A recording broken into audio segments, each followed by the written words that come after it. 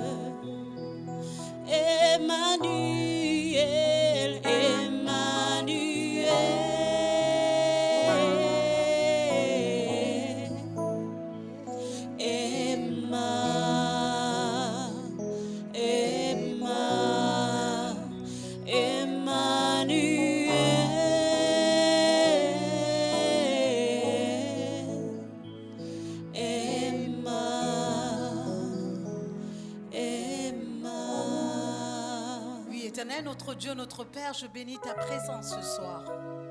Je veux te dire merci Saint-Esprit parce que tu es le seul qui est capable de me conduire ce soir. Oui, Jésus me l'a promis, il m'a dit, il est bon que j'aille vers le Père, mais je ne te laisse pas orphelin, je te laisse le Saint-Esprit qui te conduira dans toute la vérité. Cher Saint-Esprit, viens et prends le contrôle. Seigneur, merci d'utiliser mes lèvres d'argile pour bénir ne fût-ce qu'une seule personne qui me regarde assis devant son écran. Je te loue et je te rends gloire. Toute l'honneur, toute la louange te revient à toi seul. Au nom puissant de Jésus-Christ de Nazareth. Et nous disons Amen. Tu peux faire un Amen. Tu peux l'écrire sur le réseau ce soir. N'hésite pas de commenter et de faire des Amen qui bouleversent l'Internet ce soir. Aujourd'hui, je me rends compte que toi et moi, nous avons le choix. Oui, nous avons le choix d'aller d'un lieu à un autre. Nous avons le choix de choisir nos amis, nos compagnons. Nous avons également le choix de décider d'avancer ou de reculer. Et je me rends compte qu'aujourd'hui, le monde se trouve dans un tel désarroi. La pression est tellement forte et incontournable et incontrôlable. Et du coup, chacun de nous, nous voulons vivre en nous comparant les uns les autres. On court après quelque chose qui est insaisissable. Finalement, on court pour peu de choses. Vanité des vanités, a dit Ecclésiaste. tout n'est que vanité. J'aimerais que tu notes ceci ce soir. Une chose qui est très importante. Écoute, ne te laisse pas emporter par tout vent de doctrine. Ne te laisse pas emporter dans ce tourbillon inutile. Il faut que tu arrives à faire le bon choix. J'ai envie de te dire, et c'est le titre de mon message, choisis la bonne part. Je m'appuierai sur le texte de Luc au chapitre 10 du verset 38 au verset 42 et je m'en vais faire la lecture. Comme Jésus était en chemin avec ses disciples, il entra dans un village et une femme nommée Marthe le reçut dans sa maison. Elle avait une sœur nommée Marie qui, s'étant assise aux pieds du Seigneur, écoutait sa parole. Marthe, occupée à divers soins domestiques, survint et dit « Seigneur, cela ne te fait-il rien que ma sœur me laisse seule pour servir? Dis-lui donc de m'aider. » Le Seigneur lui répondit « Marthe, Marthe, tu t'inquiètes et tu t'agites pour beaucoup de choses. Une seule chose est nécessaire. Marie a choisi la bonne part qui ne lui sera point ôtée. » Oui, il y a une bonne part qu'il faut choisir. Oui, il y a un choix qu'il faut faire. La Bible dit dans Ésaïe 30, le verset 15, ceci. « Car ainsi a parlé le Seigneur, l'Éternel, le Saint d'Israël. C'est dans la tranquillité et le repos que sera votre salut. C'est dans le calme et la confiance que sera votre force. Mais vous ne l'avez pas voulu. » Par ce verset, nous devons comprendre ceci, qu'il y a un moyen de faire le choix et de faire surtout le bon choix. Ce moyen, c'est la confiance. Lorsque tu ne comprends rien autour de toi, lorsque tu as l'impression que tout va mal, tout autour de toi est chaotique, difficile à cerner, écoute, tu dois aller toucher à l'intérieur de toi. Je dis bien à l'intérieur, pas à l'extérieur. Et souvent, nous voulons trouver la solution à l'extérieur, or la solution se trouve à l'intérieur de nous. Et c'est là où tu trouveras la quiétude. Cette assurance qu'il te faut pour que tu règnes. Et cette assurance n'existe pas à un autre, c'est en toi-même. Comment savoir ou comment faire, pasteur? Écoute-moi bien. En fait, l'assurance naît de la connaissance que tu détiens des personnes et des choses. Lorsque je reviens au verset de base du livre de Luc au chapitre 10, nous voyons bien qu'effectivement, Marthe agit de manière correcte. Qui ne le ferait pas? Tu dois recevoir des personnes chez toi, tu as des invités. Mais la première chose, c'est déjà d'arranger la maison pour qu'elle soit propre. Et aussi de t'atteler à faire le repas. Oui, surtout là, dans ce cas où Marthe et Marie devaient recevoir un invité de Marc. Ce n'est pas n'importe qui, c'est quand même Jésus qui venait ce jour-là. Cependant, notons que Marthe et Marie n'étaient pas sur la même longueur d'onde. Je me dis, Marthe et Marie n'étaient pas du tout dans la même atmosphère. Non, Marthe et Marie, bien qu'étant des sœurs, n'étaient pas réellement dans la même longueur d'onde. Permettez-moi de suggérer ceci. Je suis sûre que parmi les deux, il y en avait une qui était chrétienne et il y en avait une qui était fille du royaume. Elle avait la compréhension des filles du royaume. Ça veut dire quoi? Marie avait la révélation de la nature divine de Jésus. Et Marthe ne l'avait pas. Et cela me renvoie à cet épisode où Jésus se trouve avec ses disciples et il pose la question aux disciples, et vous, qu'est-ce que les gens disent de moi? Ils disent que je suis qui? Et certains ont dit, tu es Élie, tu es le prophète, tu es ceci. Et Jésus se retourne vers eux et dit, bon, ok, ça c'est ce que les hommes disent, ça c'est ce que le monde dit. Et vous, qui êtes avec moi tous les jours, que dites-vous? Qui suis-je pour vous? Et là, Pierre répond, il dit, tu es le Fils de Dieu, le Fils de Dieu, très haut, répond Pierre. Et là, Jésus se retourne vers lui parce que la révélation est très forte. Il dit à Pierre, mon Dieu, ce n'est pas la chair et le sang qui t'ont révélé cela, mais mon Père qui est dans le ciel. Parce que là, Pierre venait de marquer réellement un point. Ils avaient réalisé que Jésus était en même temps le Sauveur. Effectivement, mon frère, ma soeur, toi qui me regardes, il y a une chose qui est nécessaire. C'est vrai, c'est bien nécessaire et essentiel de servir Dieu de façon pratique et active. Ta tâche première est la plus importante, c'est l'amour, l'attachement qui s'exprime dans une calme adoration ainsi que dans la prière et dans la communion avec le Seigneur. Mais j'aimerais dire ceci, c'est très important de ne pas oublier la communion spirituelle avec le Seigneur. Ça veut dire que tu dois avoir toi-même une relation individuelle avec le Seigneur. Marie, au travers de cette révélation, elle a pu avoir une connaissance profonde du Seigneur Jésus-Christ. Et cette connaissance l'a conduite à développer une confiance et une foi qui lui a permis de choisir la bonne part, celle d'être assise aux pieds de Jésus et écouter sa parole. Je suis certaine que toi qui me regardes ce soir, tu dois te poser la question suivante. Est-ce que j'ai choisi la bonne part? Est-ce que je me suis concentrée sur ce qui est important? Ou je suis encore dans les futilités, dans tout ce qui est inutile? Effectivement, toi qui me regardes ce soir, tu dois te poser la question de savoir, est-ce que j'ai choisi la bonne part? Est-ce que je me suis concentrée sur ce qui est important ou bien je me suis arrêtée sur ce qui est vil, ce qui n'a pas d'importance? Quand tu choisis de rester au pied du maître, ça veut dire que tu es en train de prendre une semence que tu mets en terre et assurément cette semence produira au temps convenable du bon fruit dans tous les domaines de ta vie. Considère ça comme une prophétie pour toi et crie un grand amen ce soir. Je souhaiterais que tu retiennes ceci. L'une des bonnes habitudes que tu dois implémenter, c'est de rester, c'est de demeurer dans la présence de Dieu à chaque instant au travers de la parole. Lire la parole, la méditer.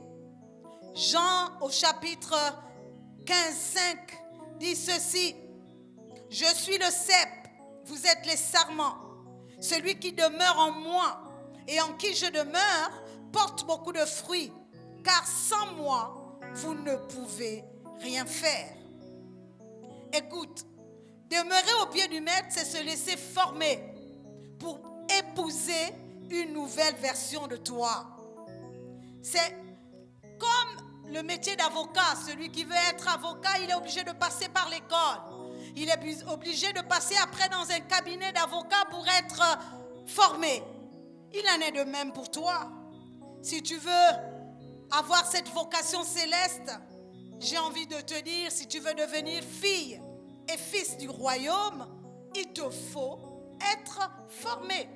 Et ta formation passe en étant au pied du maître. Tu comprends pourquoi Marie a choisi la bonne part? Parce qu'en étant au pied du maître, elle a reçu. Et ce qu'elle reçoit, elle ingurgite à l'intérieur d'elle. Et pour être fort à l'extérieur, il fallait qu'elle soit forte à l'intérieur et c'est ce qu'elle buvait. Boire les paroles de Jésus était important pour elle. Et il en est de même pour toi. J'ai envie de te dire ceci. Pour accomplir ta mission terrestre avec succès, tu as besoin d'être formé. Et aussi pour être efficace dans les différents choix qui se présentent à toi. Parce que tous les jours que tu vis sur la terre, tu as plusieurs choix qui se présentent. Tu as entre l'humilité et l'orgueil, tu dois choisir l'humilité. Parce que si tu es fils du royaume ou fille du royaume, tu ne te comportes pas comme le commun des mortels. Tu as un autre choix entre la sagesse et le manque de sagesse, tu dois choisir la sagesse. Entre la crainte de Dieu et l'incrédulité, tu dois choisir la crainte de Dieu. En conclusion, j'aimerais te dire ceci. Ça ne sert à rien de faire semblant. Et ce soir, toi qui me regardes, j'ai envie de te dire, abat les masques. Ce n'est pas tout de paraître. Ce n'est pas ce qui compte, paraître. Et il y a beaucoup de personnes qui vivent avec le paraître. Je veux vivre au-dessus de mes moyens, tout ça, c'est paraître. Que les masques tombent. Ce qui compte, toi qui me regardes, écoute-moi, ce qui compte, c'est ce qui est à l'intérieur de toi. C'est l'être qui compte. Donc, le je suis. Qui es-tu face à toute cette situation que nous vivons? Tu es au chômage peut-être aujourd'hui. Ce n'est pas tant la situation du chômage qui compte, my God. Mais c'est l'attitude que tu vas développer face à ce chômage. Il y en a beaucoup qui sont au chômage comme toi. Mais il y en a d'autres, pendant que toi tu pleures en disant je suis au chômage, il y en a un qui est en train de réfléchir comment sortir du chômage. Peut-être qu'il est en train de commencer à fabriquer une chaise. Peut-être qu'il est en train de commencer à fabriquer un vélo. C'est ça, c'est l'être, le je suis. C'est Descartes qui dit je pense, donc je suis. Certes, tout semble noir autour de toi. Mais à partir du moment où tu es encore en vie, et j'ai envie de te dire à partir du moment où tu es encore un être pensant, donc tu es quelqu'un. Tu n'es pas encore mort. Tu es vivant et agis en vivant. Ce soir, je veux t'emmener maintenant à te lever. Je t'encourage à te lever sur tes deux pieds. Je ne sais pas si tu étais couché, je ne sais pas si tu étais assis, mais j'aimerais que tu te lèves. Et j'aimerais ensemble que nous rentrions dans ces quelques instants de prière. J'aimerais que nous prions ensemble. Déjà, j'aimerais que tu dises une chose en te tenant debout. Tu dis, je suis un être vivant. Je choisis certainement d'être vivant. Je refuse d'être vivant, mais en étant mort. Oui, parce qu'il y a des êtres vivants que tu rencontres sur la terre, mais qui sont totalement morts. Mais toi, je conseille que tu décides d'être vivant. Et d'être réellement vivant. Je me suis rendu compte, et c'est la parole de Dieu qui le dit, la vie et la mort sont au pouvoir de ta langue. Donc si ce soir, tu déclares des paroles de vie, mais tu es en vie. Si tu déclares des paroles négatives, eh bien tu es mort.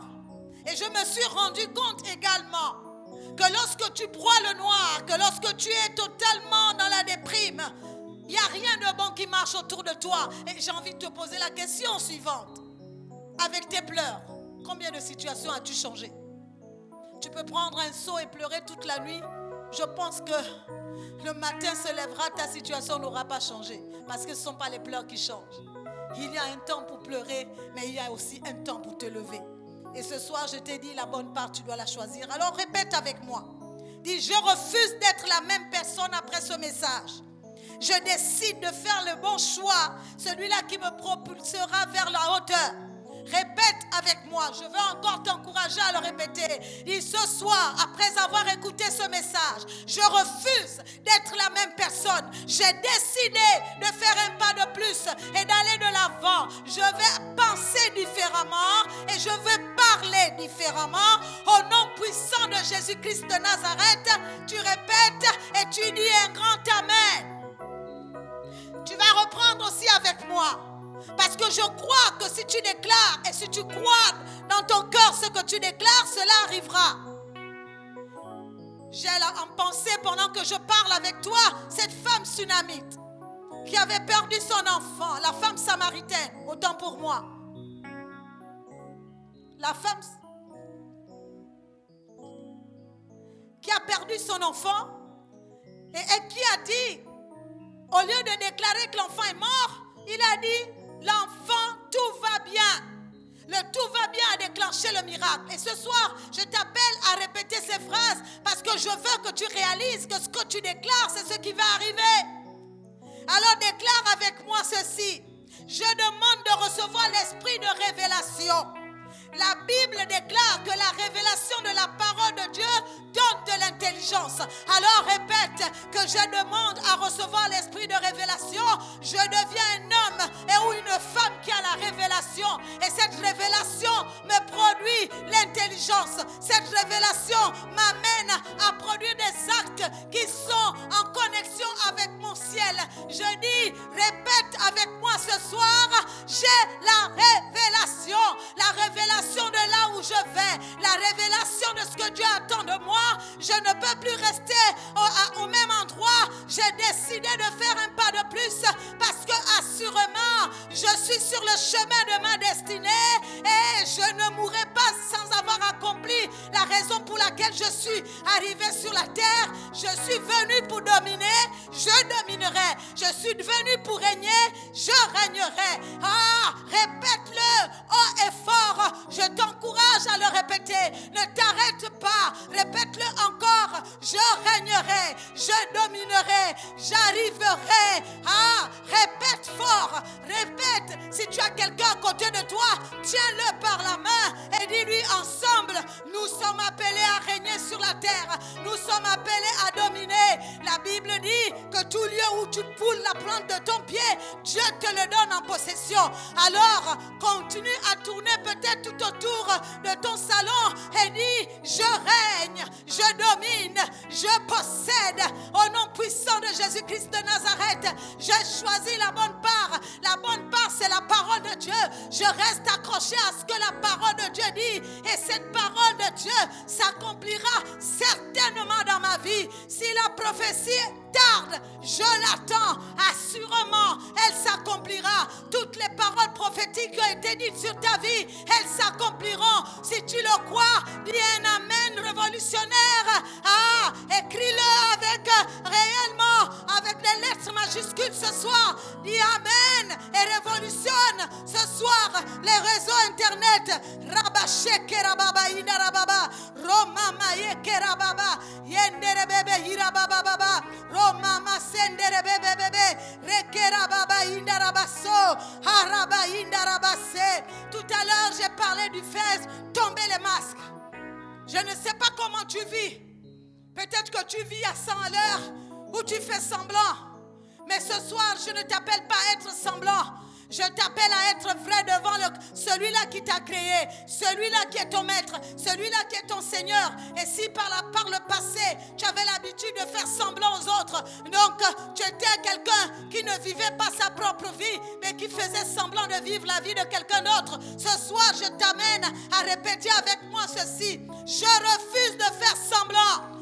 Répète avec moi, dis-le haut et fort. Je refuse de faire semblant au nom puissant de Jésus. Mais je veux être, comme Dieu le demande que je sois. Je veux être quelqu'un de vrai au nom puissant de Jésus. Répète encore, je refuse de faire semblant.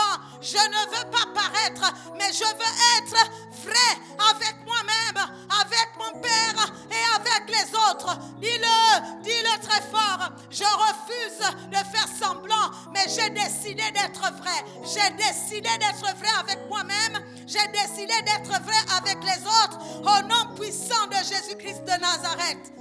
Alléluia. Jean 15:5 a dit tout à l'heure que Jésus est le cep. Et toi et moi, nous sommes les sarments.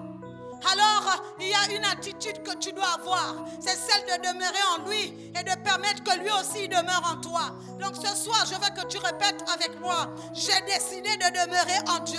Ah, peut-être que tu n'en connais pas. Peut-être que dans la maison, il y a quelqu'un qui ne connaît pas encore Jésus. Ah, n'hésite pas. Après ce message, tu peux te connecter à la page Facebook et nous pourrions également avoir un rendez-vous avec toi pour t'amener à accepter ce Jésus. Mais même de là, dans ta maison, tu peux te mettre à genoux et demander à ce que Jésus vienne te rencontrer et te changer ta vie totalement. Alors dis, je demeure en Jésus. J'ai décidé de demeurer en Jésus. Je demeure en lui et je décide également de lui ouvrir la porte de mon cœur. Lui aussi, il demeure en moi. Et alors, assurément, tout ce que je demande, je l'obtiendrai. Répète encore avec moi. J'ai décidé de demeurer en Jésus. Je veux également laisser Jésus demeurer en moi pour que je sois capable de porter du fruit et du bon fruit qui demeure. Dis-le fort, j'ai décidé de demeurer en Jésus et Jésus demeure en moi pour que je puisse porter du fruit et du bon fruit qui demeure dans le nom puissant de Jésus-Christ de Nazareth. Tu dis Amen. Écris un Amen glorieux. Dis un Amen mielleux ce soir. Écris-le sur les réseaux au nom puissant de Jésus-Christ de Nazareth. Il y a quelque chose que je voudrais faire avec toi également ce soir. Je me suis rendu compte en fait, et je te le dis sincèrement, ce n'est pas ton père, ce n'est pas ta mère, encore moins ton ami, encore moins ta femme ou ton mari qui est capable de faire quelque chose pour toi. Les autres peuvent t'aider, t'apporter du secours, mais la pièce maîtresse de toute chose, c'est toi. Parce que toi et toi seul, tu es capable de changer la donne. Mais il faut que tu crois en toi. Il faut que tu as, quelles que soient les capacités que tu as, tu ne pourras pas les faire éclore et tu ne pourras pas les faire évoluer. Tu ne pourras pas évoluer toi-même. Donc ce soir, j'ai envie de te dire, tu prends ta main droite et tu la poses sur ton cœur. Et tu répètes avec moi ces mots. À partir d'aujourd'hui, quelle que soit la situation par laquelle je passe, j'ai décidé de croire en moi. Rien ne me fera douter du Dieu vivant que je sers, auquel je crois. Et ce Dieu a mis en moi toutes les capacités, toutes les possibilités de sortir de toute épreuve. Parce que sa parole déclare, aucune épreuve ne sera au-dessus des forces que j'ai mis en toi. Si tu le crois, tu dis Amen avec moi et que Dieu te bénisse. Bonne soirée à tous.